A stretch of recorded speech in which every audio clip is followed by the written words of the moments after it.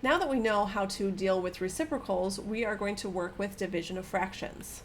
So when we divide fractions, we are going to end up changing the division question into multiplication, and we're going to multiply by the reciprocal of the divisor, which is just the second number.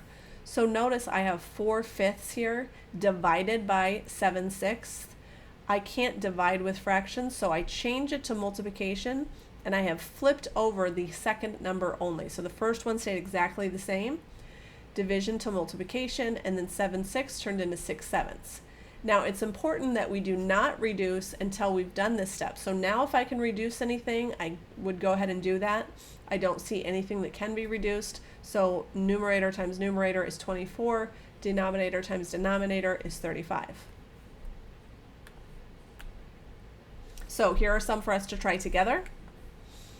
I'm going to, before I do anything else, I'm going to rewrite this by flipping that second one over. So change to multiplication and flip the second one over. So now, before I multiply, I like to reduce first. Again, you can go in the opposite order if you choose. I'm going to reduce 10 and 15 by dividing by 5.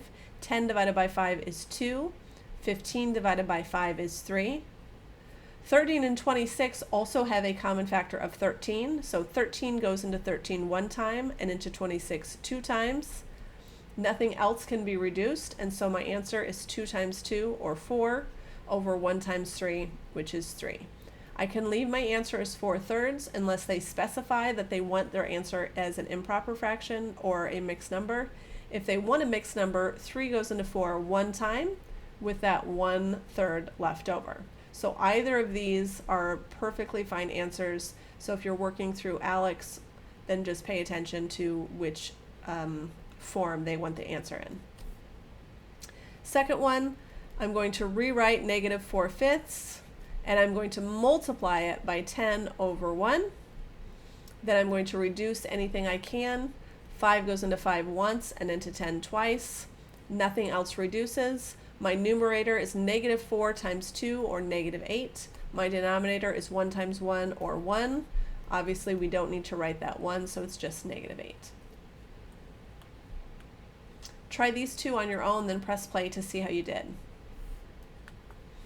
For my first question, I have -20 over 21. Notice I'm not trying to reduce anything. I change it to times, and then -7 over 5. Notice what I'm doing with these negatives. I tend to write the negatives on the top, the numerator of the fraction. It makes it easier to remember that they're there. If I don't write them on the top, I often forget and have the wrong sign on my answer.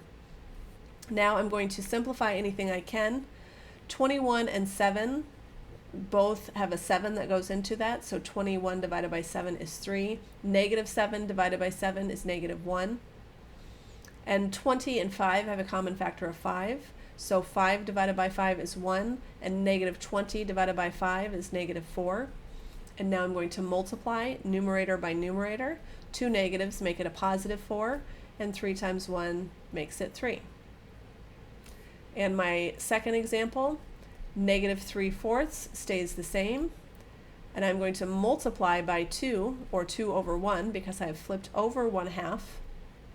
Reduce anything I can, so 2 goes into 4 twice, and 2 goes into 2 once.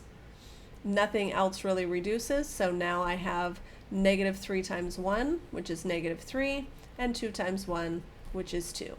Again, pay attention to the form of the final answer. You might need to write it as -1.5, or -3/2 might be okay also.